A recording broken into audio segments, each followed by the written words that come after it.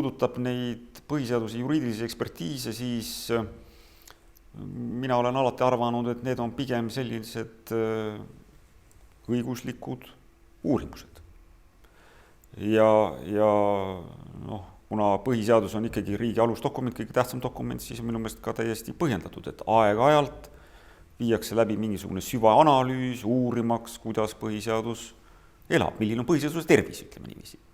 Et kas muutunud ühiskondlikes oludes on põhiseaduses vaja midagi korrigeerida, ei ole vaja korrigeerida, see on selline ikkagi juriidiline, puht juriidiline ekspertiis, mis lähtub juristi vaatenurgast. Aga teiselt poolt muidugi põhiseadus pole kunagi puht juristide mängumaa, mida näitab ju kas või see, et põhiseadus ikkagi tehakse või muudetakse mingites ühiskondlikes sellistes murrangulistes situatsioonides, nagu oli ka meie riigi taasiseseisvumine, eks ole. Ja seetõttu põhiseaduse muutmisel põimuvad ikkagi väga erinevad huvid, poliitiliselt, sotsiaalsed, ja seetõttu ei ole ka muidugi midagi imestada, et meie põhiseadust on vähe muudetud, üks asi, ja teine asi muidugi ka meie põhiseadus ise teeb põhiseaduse muutmise väga raskeks. Eesti põhiseadus on kindlasti üks Euroopas raskemini muudetavaid põhiseaduseid. Ja seetõttu need akadeemilised uurimused ei peagi alati omama otsest väljundit sellele, et põhiseadus nüüd ka muutma hakatakse, sest lõppastmes see, mida pakuvad juristid, see tuleb ju veel parlamendis läbi vaielda, et kas see on ka muudest aspektidest vastuvõetav. Nii et see juriidiline analüüs on ikkagi pigem sellises akadeemilises võtmes uurimus põhiseaduse olukorra kohta ja sellisena tuleb tedagi võtta. See ei tähenda tingimata seda, et põhiseaduses oleks midagi väga valesti. Põhiseadus toimib meil väga hästi.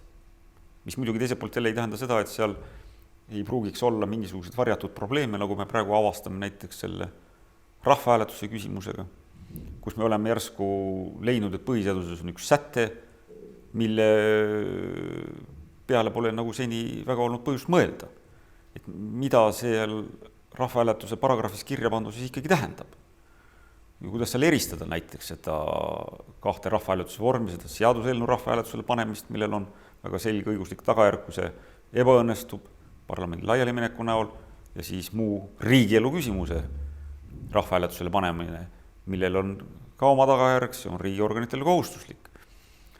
Nii et võib-olla ka see on selline hea näide selle kohta, et probleeme võib ju tulla ka sellistest sätetest, mida pole seni võib-olla avastatud, kuna pole olnud põhjust neid rakendada. Nii et ma ei näe küll midagi halba sellest, kui põhiseadust aeg-ajalt analüüsitakse, kuigi selle üle on alati ka tahetud üles keerutada mingisugune hirm, et nüüd kuskil valmistatakse ette uut põhiseaduse muutmist, mida ei ole piisavalt arutatud, kuskil nurga taga käib mingisugune toimetamine, mingisuguse muutmise eelnõu. See kõik on alused, mitte midagi sellist pole kunagi olnud. Aga ma arvan, et Justiitsministeeriumi pädevuses on aeg-ajalt pöörduda tagasi põhiseadusanalüüsi poole. Ja need mõtted, mis sealt välja kasvavad kokkuvõttes nendest ekspertiisi aruannetest, need on ju iseenesest meie õigusmaastiku tervikuna rikastanud. Nad on rikastanud ka seda akadeemilist diskussiooni, kui me vaatame näiteks seda justiitsminister professor Varuli juhitud komisjoni, nendest ettepanekutest lõppastmes ju kasvas välja tänane põhiseaduse kommenteeritud väljaanne. Nii et ta ei ole üldsegi mitte ainult kitsalt suunatud põhiseadusele kui sellisele, vaid tal on olnud ka laiem väljund, mis minu arvates on ju igati tervitatav.